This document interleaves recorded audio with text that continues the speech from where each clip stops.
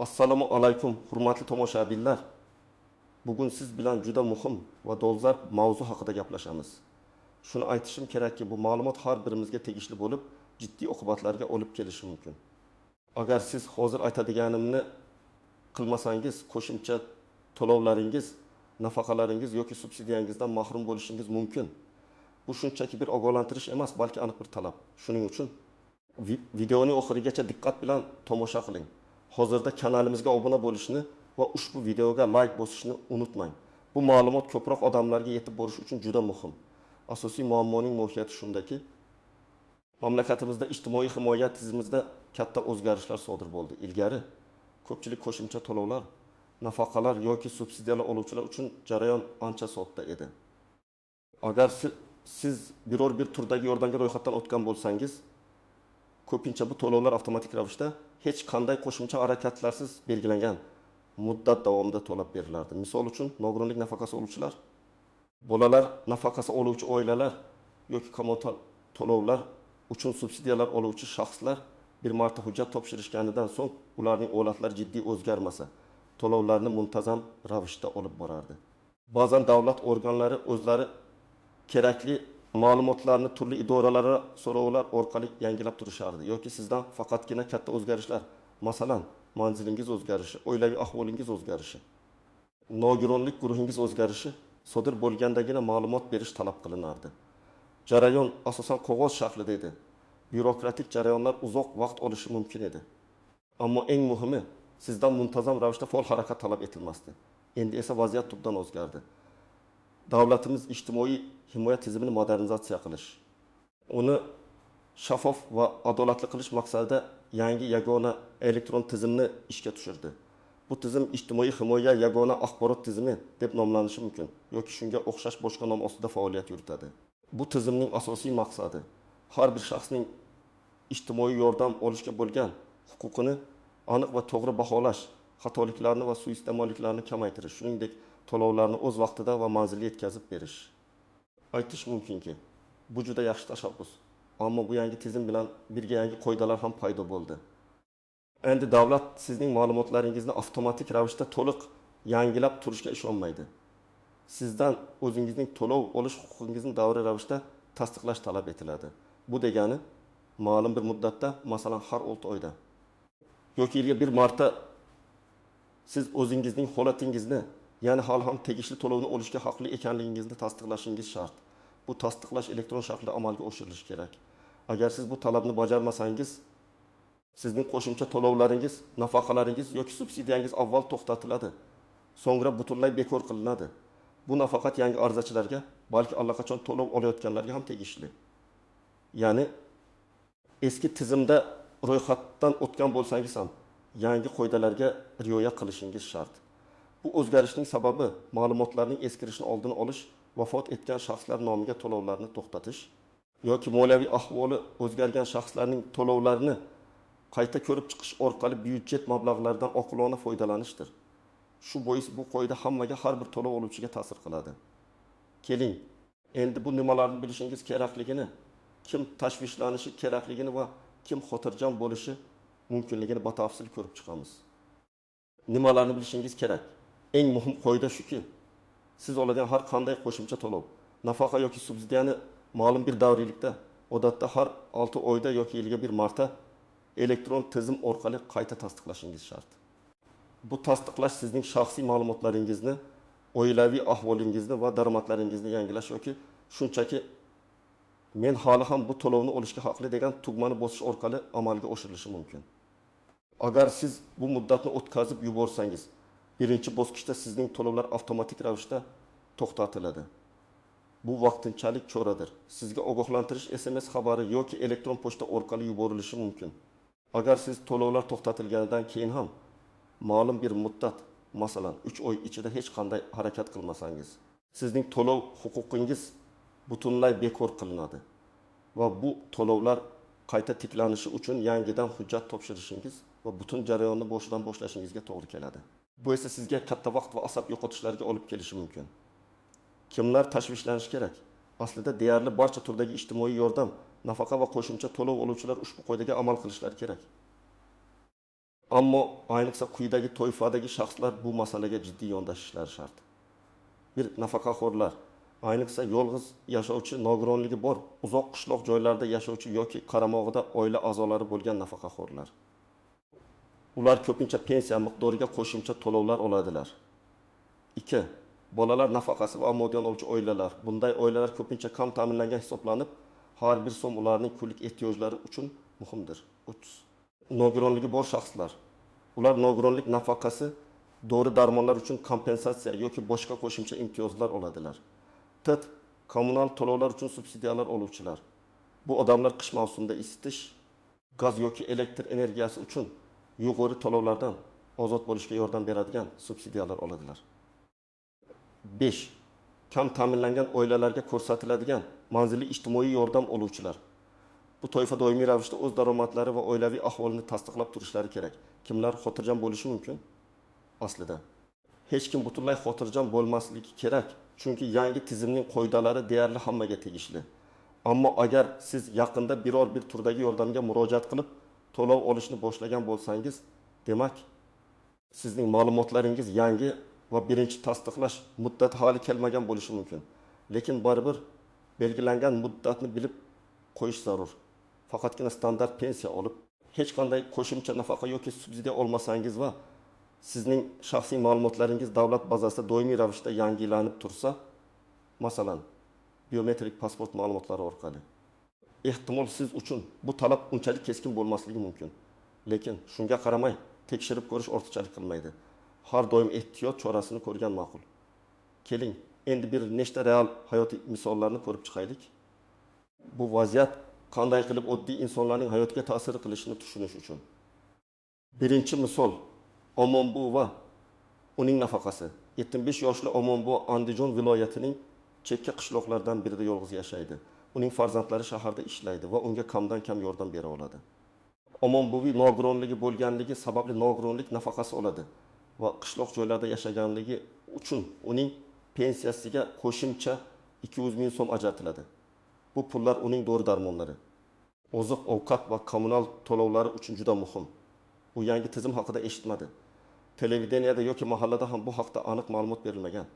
Uga biror bir SMS xabari kelgan bo'lsa ham, telefonini yaxshi tushunmaganligi sababli e'tibor bermagan yoki o'chirib tashlagan. Har 6 oyda tasdiqlash kerakligini umuman bilmasdi. 3 oy o'tib, uning pensiyasi odatdagidek keldi. Lekin 200 ming so'mlik qo'shimcha to'lov kelmay qoldi. Dastlab Omonbuvi buning sababini tushunmadi. Ehtimol bankda xatolik bo'lgandir deb o'yladi.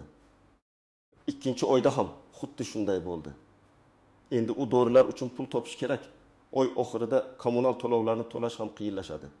Uning ahvolidan xabar topgan qo'shnisi yordam berishga kirishganida bilib qolishdiki, Omonbuvining qo'shimcha to'lovlari yangi tizimda qayta tasdiqlanmaganligi sababli to'xtatilgan. Bu vaziyatda Omonbuvi 2 oy davomida muhim qo'shimcha mablag'dan mahrum bo'ldi va endi uni tiklash uchun ko'proq ovora bo'lish kerak. Unga kelgan zararni qoplash esa imkonsiz. Ikkinchi misol, Dilfuza va bolalar nafaqasi. Toshkent shahrida yashovchi Dilfuza 2 farzandning onasi, eri vaqtincha ishsiz. Shuning uchun oila davlat tomonidan beriladigan bolalar nafaqasi va moddiy yordam oladi. Oyiga jami 800 ming so'm miqdoridagi bu to'lovlar ularning oilaviy byudjetda katta o'rin tutadi. Dilfuza band bo'lgani uchun telefonga kelgan SMS xabarlariga har doim ham e'tibor beravermaydi. Ayniqsa reklama xabarlariga o'xshash xabarlarni o'qimasdan o'chirib tashlaydi. Bolalar nafaqasi va moddiy yordam odatda yiliga bir marta qayta tasdiqlanishi kerak edi. Unga aynan shu vaqtda ogohlantirish SMS kelgan, ammo u e'tibor bermagan. 3 oy o'tgach uning oilasiga to'lovlar kelmay qoldi. Dastlab u buni kechikish deb o'yladi, ammo 4-oyda ham pul kelmagach, u mahallaga bordi. U yerda unga yangi qoidalar va ma'lumotlarni o'z vaqtida yangilamaganligi sababli to'lovlar bekor qilinganini aytishdi. Endi u bolalarga kiyim-kechak, oziq-ovqat sotib olishda katta qiyinchiliklarga duch keldi. Bolalarning maktab xarajatlari, dori-darmonlar uchun pul topish dolzarb muammoga aylandi. Eng achinarlisi, qayta ariza topshirish uchun bir necha hafta vaqt ketishi, uning oilasi esa shu muddatda daromadsiz qolishi. 3-misol, Akmal va nogironlik kompensatsiyasi. Qashqadaryo viloyatida yashovchi 40 yoshli Akmal 3-guruh nogironi. U nogironlik nafaqasi bilan birga har oyda maxsus dori darmonlar uchun 60 ming so'm kompensatsiya oladi. Bu dorilar uning salomatligi uchun hayotiy muhimdir. Akmal internetdan foydalanishni bilmaydi. Uning qarindoshlari ham shaharda va uzoqda yashaydi. U nafaqa olish huquqini tasdiqlash kerakligi haqida hech o'ylab ko'rmagan. Uning uchun bu jarayon avtomatik edi. Uning kompensatsiyasini har 6 oyda tasdiqlash kerakligi haqidagi eslatmalar unga yetib bormadi. Bir kuni dorixonaga borganida uning dori darmonlari uchun kompensatsiya berilmaganligini bilib qoldi. Sababi tizimda ma'lumotlar yangilanmagan. Endi u dorilarni o'z hisobidan sotib olish kerak. Bu esa uning o'yiga oladigan nafaqasidan kattaroq summani tashkil etadi. Akmalning sog'lig'i yomonlashishi mumkin. Chunki u zarur dorilarni sotib olishga qurbi yetmaydi. Bu esa birgina elektron tizimdagi bir tugmani bosmaganlikning og'ir oqibatlari. 4-misol, Karim ota va kommunal subsidiya. Qarshi shahrida yashovchi nafaqaxo'r Karim ota. Xonadonining isitish xarajatlari uchun davlat tomonidan qisman qoplamalar, ya'ni subsidiya oladi. Bu har oyda uning xarajatlaridan 1,5 million so'mni tejashga yordam beradi.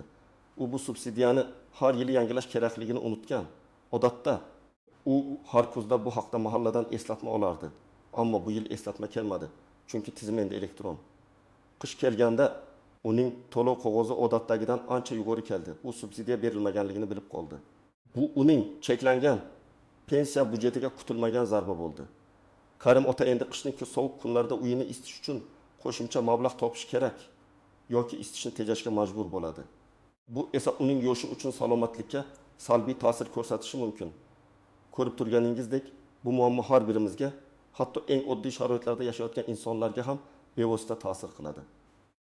Endi esa ushbu qoidalardan istisnolar, e'tibordan chetda qolishi mumkin bo'lgan tuzoqlar va noaniq jihatlar haqida gaplashamiz.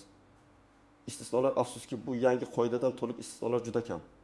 Ba'zi toifadagi shaxslar uchun, masalan, yoshi juda ulug' bo'lgan, to'shakka mixlanib qolgan yoki ijtimoiy muassasalarda yashovchi fuqarolar uchun avtomatik tasdiqlash tizimi yoki ularning vasiylari, yaqinlari orqali tasdiqlash imkoniyati mavjud bo'lishi mumkin. Ammo bu holatlarda ham kimdir ularning nomidan harakat qilishi shart. Shuni yodda tutish kerakki, avtomatik ravishda uzaytirilish faqatgina favqulodda holatlar, masalan, pandemiya davrida uchun joriy etilishi mumkin. Ammo ular vaqtinchalik choralar bo'lib, doimiy qoida emas. Shuning uchun har doim tegishli idoralardan aniqlashtirish maqsadga muvofiqdir. Tuzoqlar va e'tibordan chetda qolishi mumkin bo'lgan jihatlar. 1. SMS xabarlar va rasmiy xatlarni e'tiborsiz qoldirish. Ko'pchilik SMS xabarlarni reklama yoki firibgarlik deb o'ylab, o'qimasdan o'chirib tashlaydi. Davlat xizmatlaridan keladigan ogohlantirish xabarlarini ajrata bilish va ularni o'qish juda muhim. Agar sizga to'lovlar bo'yicha ogohlantirish kelgan bo'lsa, uni jiddiy qabul qiling. Ikkala raqamli savodsizlik. Keksa yoshdagi fuqarolar, qishloq joylarda yashovchilar orasida kompyuter yoki smartfondan foydalanish ko'nikmalari yetarli emas. Bu ularning elektron tasdiqlash jarayonini amalga oshirishga to'sqinlik qiladi. Bu esa ular uchun yordam so'rashga majbur qiladi. Ba'zida esa yordam beruvchilarning ishonchli emasligi muammosi yuzaga kelishi mumkin. 3. Muddati yoki bajarilishi kerak bo'lgan harakatni noto'g'ri tushunish.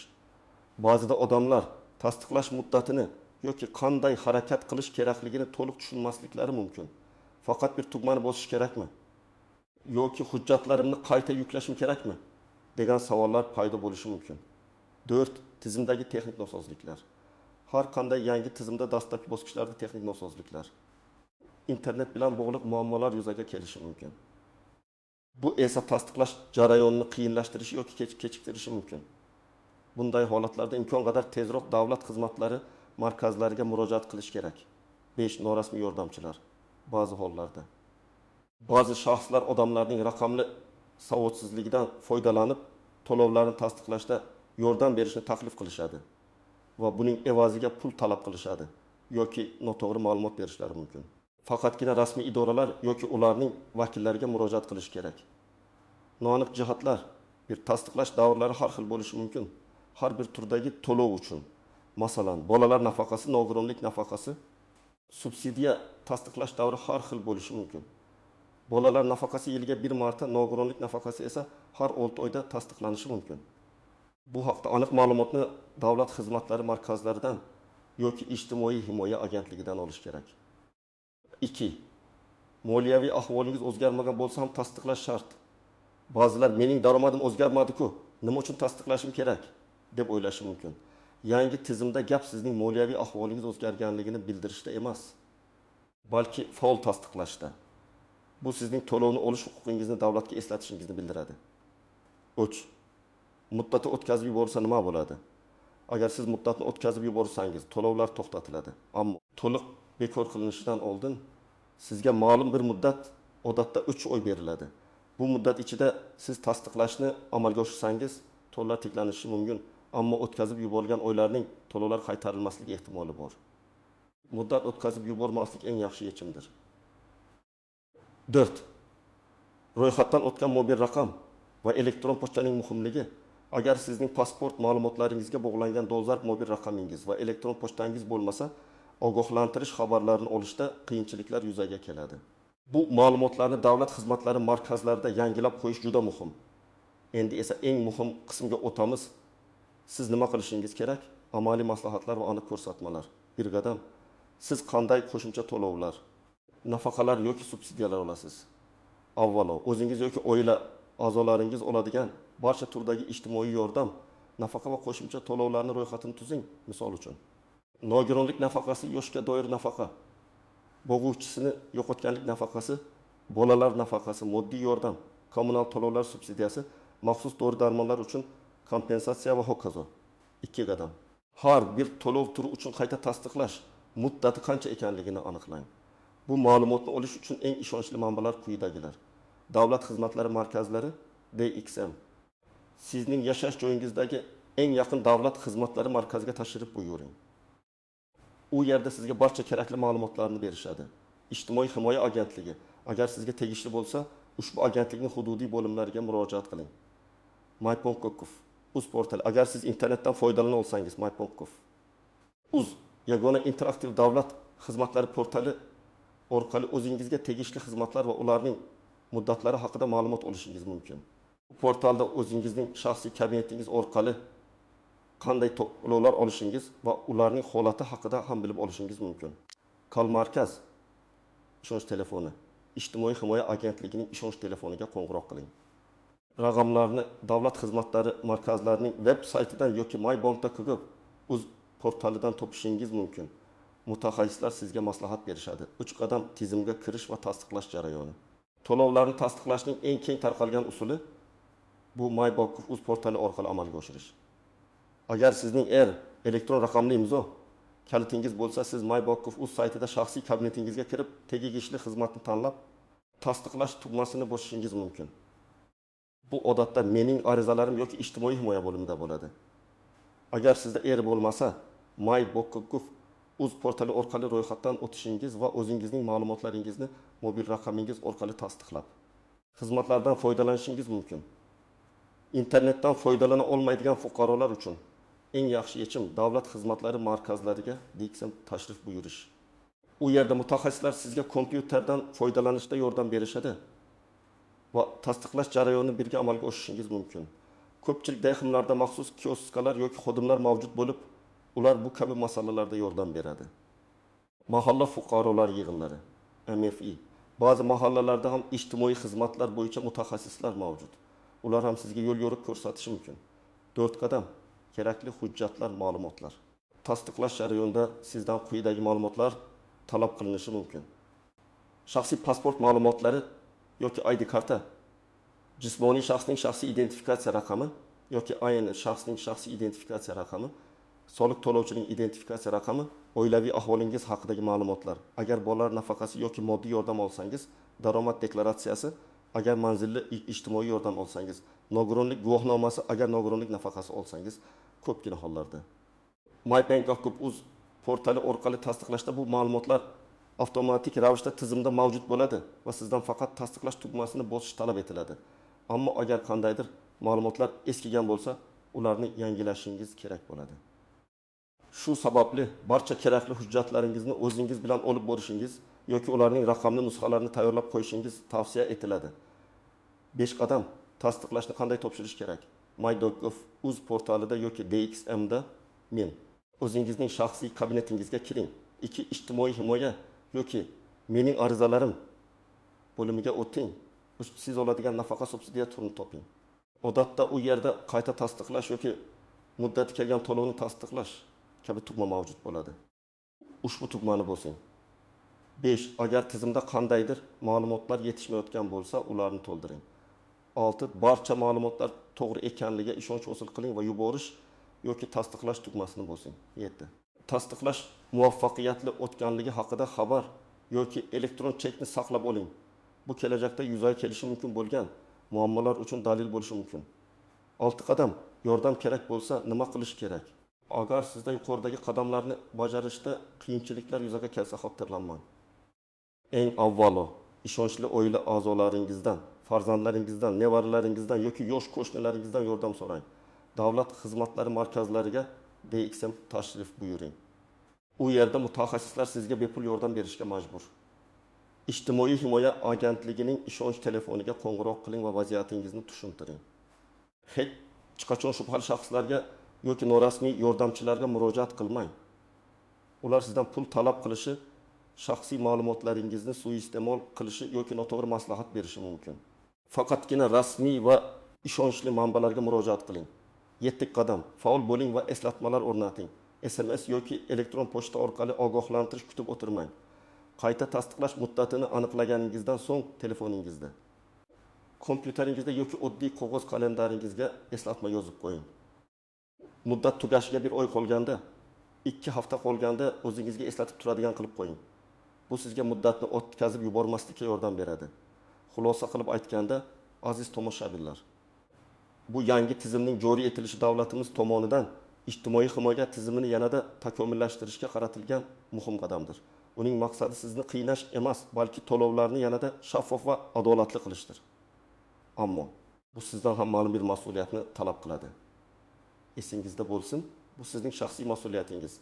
O'z huquqlaringizni himoya qiling va qo'shimcha to'lovlaringiz, nafaqalaringiz yoki subsidiyangizdan mahrum bo'lmaslik uchun yuqoridagi ko'rsatmalarga amal qiling. Umid qilamanki, bu video siz uchun foydali bo'ldi. O'z fikr va mulohazalaringizni izohlarda yozib qoldiring. Balki siz ham shunga o'xshash vaziyatga duch kelgandirsiz. Tajribangiz bilan o'rtoqlashing. Videoga like bosing va kanalimizga obuna bo'lishni unutmang. Chunki bu kabi muhim ma'lumotlar kelajakda ham berib boriladi. Sog' va salomat bo'ling.